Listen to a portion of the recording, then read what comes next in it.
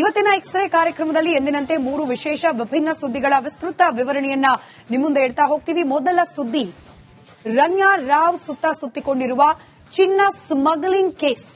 ಈ ಕೇಸ್ನಲ್ಲಿ ಇವತ್ತು ಕೂಡ ಅನೇಕ ಟ್ವಿಸ್ಟ್ ಅಂಡ್ ಟರ್ನ್ಗಳು ಲಭ್ಯವಾಗ್ತಾ ಇದೆ. ಪ್ರತಿನಿತ್ಯ ಒಂದಲ್ಲ ಒಂದು ಸ್ಟೋರಿ ಈ ಪ್ರಕರಣದಲ್ಲಿ ಬೆಳಕಿಗೆ ಬರ್ತಲೇ ಇದೆ.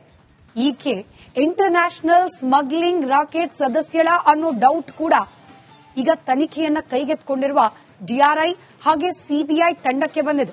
ಹೀಗಾಗಿ ಎಲ್ಲ ಆಯಾಮದಲ್ಲೂ ತನಿಖೆಯನ್ನ ಚುರುಕುಗೊಳಿಸಿದೆ ಸಿಬಿಐ. ಮತ್ತೊಂದು ಕಡೆ ರನ್ಯಾ ರಾವ್ ಜಾಮೀನು ಅರ್ಜಿ ವಿಚಾರಣೆ ಇವತ್ತು ನಡೀತು, ಆದರೆ ನಾಳೆಗೆ ಅದನ್ನ ಪೋಸ್ಟ್ಪೋನ್ ಮಾಡಲಾಗಿದೆ. ರನ್ಯಾ ರಾವ್ ಗೋಲ್ಡ್ ಸ್ಮಗ್ಲಿಂಗ್ ಪ್ರಕರಣದಲ್ಲಿ ಇವತ್ತಾದ ಬೆಳವಣಿಗೆಗಳೇನು, ಅದರ ವಿವರಣೆ ಈ ವರದಿಯಲ್ಲಿ. ರನ್ಯಾ ರಾವ್ಗೆ ದುಬೈ ಮಲೇಷ್ಯಾ ಲಿಂಕ್.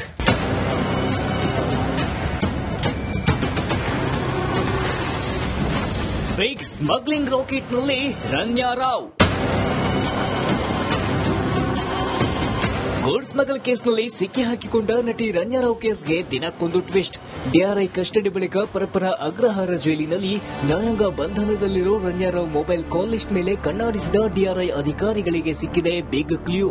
ಯಾಕಂದ್ರೆ ಇವಳ ಮೊಬೈಲ್ ನೋಡಿದಾಗ ಬಯಲಾಗಿದೆ ಈಕೆಗಿರೋ ಇಂಟರ್ನ್ಯಾಷನಲ್ ಲಿಂಕ್. ಈಕೆ ಅರೆಸ್ಟ್ ಆಗೋ ಮುನ್ನ ಬಂದಿಳಿದಿದ್ದು ದುಬೈನಿಂದ. ಆದ್ರೆ ಈಕೆಗೆ ದುಬೈ ಮಾತ್ರವಲ್ಲ, ಮಲೇಷ್ಯಾದಿಂದಲೂ ಬಂದಿದೆ ಕಾಲ್.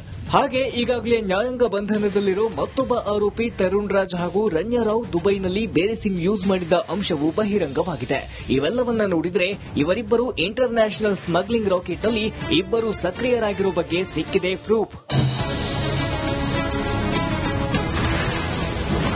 ಐಪಿಎಸ್ ಅಧಿಕಾರಿ ರಾಮಚಂದ್ರ ರಾವ್ಗೂ ಸಂಕಷ್ಟ. ಇನ್ನೊಂದೆಡೆ ರನ್ಯಾ ಸ್ಮಗಲ್ ಕೇಸ್ನಲ್ಲಿ ಈಗ ಮಲದಂದೆ ಐಪಿಎಸ್ ಅಧಿಕಾರಿ ರಾಮಚಂದ್ರ ರಾವ್ಗೂ ಎದುರಾಗಿದೆ ಸಂಕಷ್ಟ.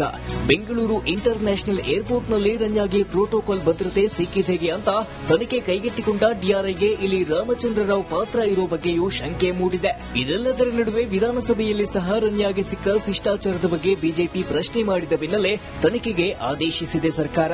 ಹೀಗಾಗಿ ರನ್ಯಾ ರಾವ್ ಗೋಲ್ಡ್ ಕೇಸ್ನಲ್ಲಿ ಪ್ರೋಟೋಕಾಲ್ ಉಲ್ಲಂಘನೆ ಆರೋಪ ಸಂಬಂಧ ತನಿಖೆಗೆ ಎಂಟ್ರಿ ಆಗ್ತಿದೆ ಸಿಐಡಿ.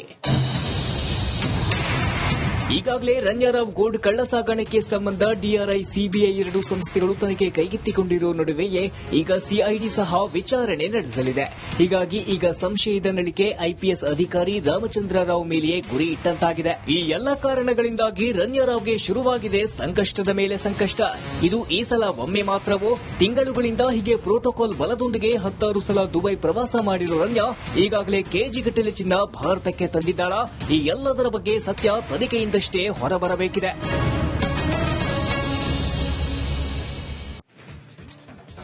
ಈ ರನ್ಯಾ ರಾವ್ ಪ್ರಕರಣ ಬೆಳಕಿಗೆ ಬಂದಾಗ ಯಾರೋ ಒಬ್ಬ ಮಹಿಳೆ ವಿದೇಶದಿಂದ ಚಿನ್ನವನ್ನ ಅಕ್ರಮವಾಗಿ ತಂದಿದ್ದಾರೆ, ದಾಖಲೆಗಳ ರಹಿತವಾಗಿ ತಂದಿದ್ದಾರೆ ಅನ್ನೋ ಮಟ್ಟದಲ್ಲಿ ಬ್ರೇಕ್ ಆದ ಸುದ್ದಿ. ಅದಾದ ನಂತರದಲ್ಲಿ ಕೆಜಿಗಟ್ಟಲೆ ಕೋಟ್ಯಾಂತರ ರೂಪಾಯಿ ಬೆಲೆ ಬಾಳುವ ಚಿನ್ನ ಯಾವಾಗ ಪತ್ತೆಯಾಗಿದೆ ಅಂತ ಗೊತ್ತಾಯ್ತು, ಇದ್ರ ಹಿಂದೆ ಬೇರೆ ಏನೋ ದೊಡ್ಡ ಪ್ಲಾನಿಂಗ್ ಇರಬಹುದು ಅನ್ನೋ ಅನುಮಾನ ಪ್ರಾರಂಭ ಆಯಿತು. ಡಿಆರ್ಐ ತನಿಖೆ ನಡೆಸ್ತಾ ಇದ್ದ ಪ್ರಕರಣದಲ್ಲಿ ಸಿಬಿಐ ಕೂಡ ಎಂಟ್ರಿ ಕೊಡ್ತು. ಇದೀಗ ಕರ್ನಾಟಕ ಸರ್ಕಾರ ಕೂಡ ಈ ಪ್ರೋಟೋಕಾಲ್ ಮಿಸ್ಯೂಸ್ ಆಗಿದೆ ಹೇಗೆ ಅನ್ನೋದ್ರ ಬಗ್ಗೆ ತನಿಖೆಯನ್ನ ನಡೆಸಲಿಕ್ಕೆ ಸಿಐಡಿ ತನಿಖೆಗೂ ಕೂಡ ಶಿಫಾರಸನ್ನ ನೀಡಿದೆ, ಆದೇಶ ಹೊರಡಿಸಿಯಾಗಿದೆ.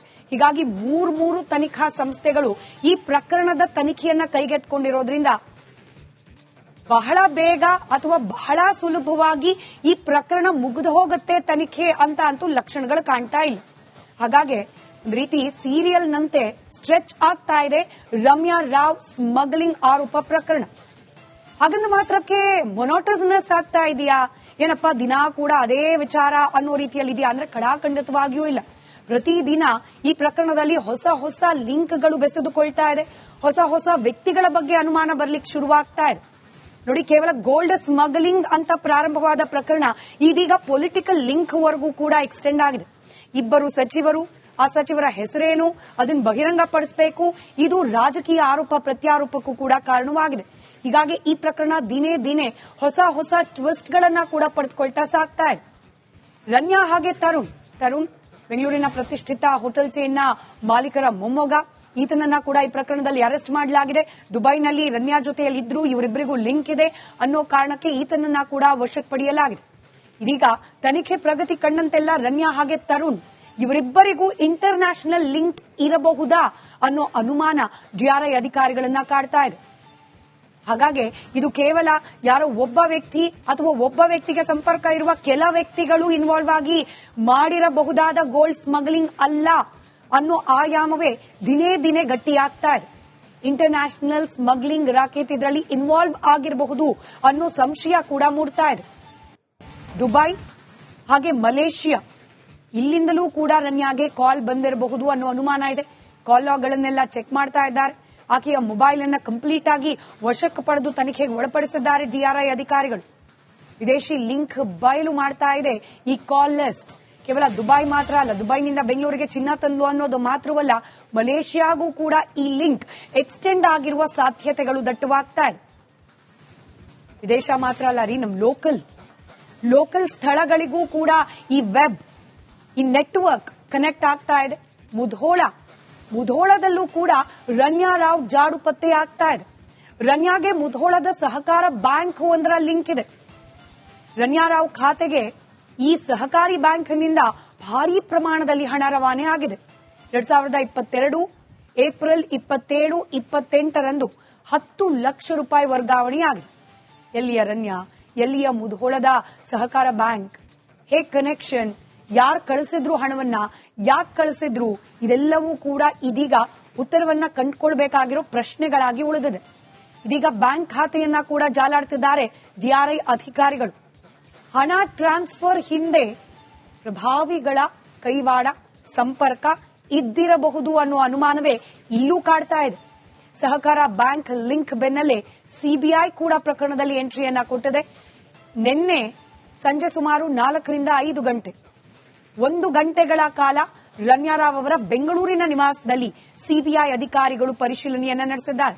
1 ಗಂಟೆಗೂ ಹೆಚ್ಚು ಕಾಲ ಸಿಬಿಐ ಅಧಿಕಾರಿಗಳು ಅಲ್ಲಿರುವ ಜನರನ್ನ ಹಾಗೆ ಎನ್ಕ್ವೈರಿ ಮಾಡಿದ್ದಾರೆ. ಅಲ್ಲಿರುವ ಕೆಲ ದಾಖಲೆಗಳನ್ನ ಪರಿಶೀಲನೆಗೆ ಒಳಪಡಿಸಿದ್ದಾರೆ.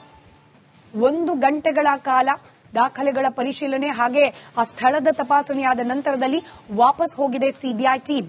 ಈಗಾಗಲೇ ವಿವಿಧ ಆಯಾಮಗಳಲ್ಲಿ ಸಿಬಿಐ ತಂಡ ಕೂಡ ತನಿಖೆಯನ್ನ ಮುನ್ನಡೆಸ್ತಾ ಇದೆ. ಇದೆಲ್ಲ ಒಂದ್ ಕಡೆ ನಡೀತಾ ಇದ್ರೆ ತನಿಖೆಯ ಆಯಾಮ ಇದಿಷ್ಟಾದ್ರೆ, ಮತ್ತೊಂದ್ ಕಡೆ ರನ್ಯಾ ಜಾಮೀನಿಗಾಗಿ ಅರ್ಜಿಯನ್ನ ಸಲ್ಲಿಕೆ ಮಾಡಿದ್ರು. ಇವತ್ತು ಕೋರ್ಟ್ನಲ್ಲಿ ಇದರ ವಿಚಾರಣೆ ಕೂಡ ನಡೀತು. ಜಾಮೀನಿಗಾಗಿ ಅಪ್ಲೈ ಮಾಡಿದ್ದಾರೆ ರನ್ಯಾ. ನಮ್ಮ ಕಾನೂನು ಅದಕ್ಕೆ ಅವಕಾಶ ಕೊಡುತ್ತೆ. ಯಾವುದೇ ಪ್ರಕರಣದಲ್ಲಿ, ಎಂಥದ್ದೇ ಗಂಭೀರ ಪ್ರಕರಣದಲ್ಲಿ ಆರೋಪಿಯಾಗಿ ಜೈಲು ಪಾಲಾದ್ರೂ ಕೂಡ ಹೊರಗೆ ಬರಲಿಕ್ಕೆ ಅಂತ ಇರೋ ಆಪ್ಷನ್ ಜಾಮೀನು. ಸಿಗುತ್ತೋ ಸಿಗಲ್ವೋ ಅದು ಬೇರೆ ಪ್ರಶ್ನೆ, ಆದ್ರೆ ಪ್ರಯತ್ನ ಅಂತೂ ಮಾಡಬಹುದು. ಈ ಪ್ರಯತ್ನದಲ್ಲಿ ರನ್ಯಾ ರಾವ್ ಪರ ವಕೀಲರು ಕೂಡ ಇದ್ದಾರೆ. ಆರ್ಥಿಕ ಅಪರಾಧಗಳ ನ್ಯಾಯಾಲಯದಲ್ಲಿ ಜಾಮೀನು ಅರ್ಜಿಯ ವಿಚಾರಣೆ ಇವತ್ತು ನಡೀತು. ಜಾಮೀನಿಗೆ ಆಕ್ಷೇಪಣೆಯನ್ನ ಸಲ್ಲಿಸಲಾಗಿದೆ ಸಹಜವಾಗಿ ಪ್ರಾಸಿಕ್ಯೂಷನ್ ಕಡೆಯಿಂದ. ನಾಳೆಗೆ ಜಾಮೀನು ಅರ್ಜಿಯ ವಿಚಾರಣೆಯನ್ನ ಕೋರ್ಟ್ ಮುಂದೂಡಿದೆ. ಅಲ್ಲಿಗೆ ರನ್ಯಾ ಮತ್ತಷ್ಟು ದಿನಗಳ ಕಾಲ ಪರಪ್ಪನ ಅಗ್ರಹಾರ ಕಾರಾಗೃಹದಲ್ಲಿ ಕಳೆಯೋದು ಅನಿವಾರ್ಯ.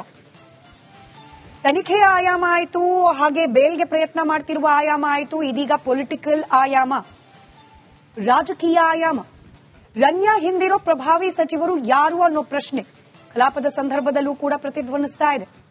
ರನ್ಯಾ ಪೊಲಿಟಿಕಲ್ ಲಿಂಕ್ ಬಗ್ಗೆ ಸಾಕಷ್ಟು ಕುತೂಹಲ ಇದ್ದೇ ಇದೆ.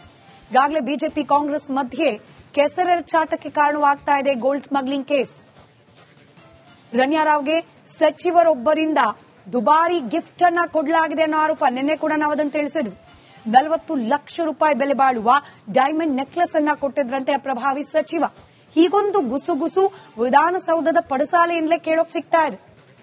ಬಿಜೆಪಿ ಕೇವಲ ಈ ಆರೋಪವನ್ನು ಮಾತ್ರವಲ್ಲ, ಭೂಮಿ ಕೊಟ್ಟ ಬಗ್ಗೆ ಕೂಡ ಅದು ಬಿಜೆಪಿ ಕಡೆಗೂ ತಿರುಗಿತ್ತು. ಇದೀಗ ಎಲ್ಲವೂ ಕೂಡ ರೂಲ್ಸ್ ಪ್ರಕಾರ ನಡೆದಿದೆ ಅಂತ ಹೇಳಿ ನಿರಾಣಿ ಅವರು ಹೇಳಿಕೆಯನ್ನ ಕೊಟ್ಟರು.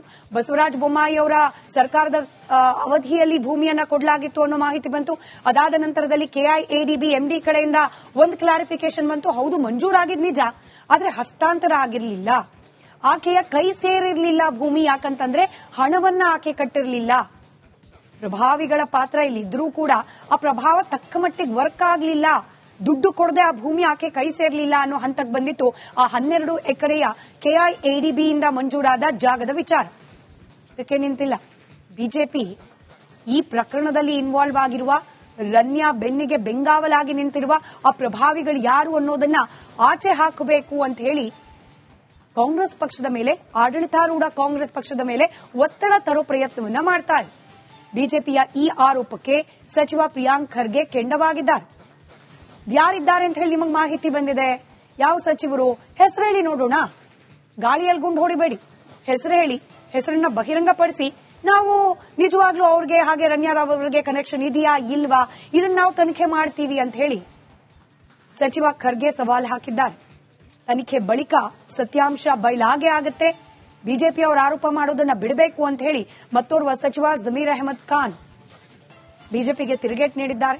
ಕಾಂಗ್ರೆಸ್ ಸರ್ಕಾರದ ವಿರುದ್ಧ ಎಲ್ಲಾ ಆರೋಪ ಪ್ರತ್ಯಾರೋಪಗಳ ಸರಣಿಯ ನಡುವೆ ವಿರೋಧ ಪಕ್ಷ ಬಿಜೆಪಿ ಇದನ್ನೂ ಕೂಡ ಗೋಲ್ಡ್ ಸ್ಮಗ್ಲಿಂಗ್ ಪ್ರಕರಣವನ್ನ ಕೂಡ ಮತ್ತೊಂದು ಪ್ರಬಲ ಅಸ್ತ್ರವಾಗಿ ಬಳಸಿಕೊಳ್ಳುವ ಪ್ರಯತ್ನವನ್ನ ಮುಂದುವರೆಸಿದೆ.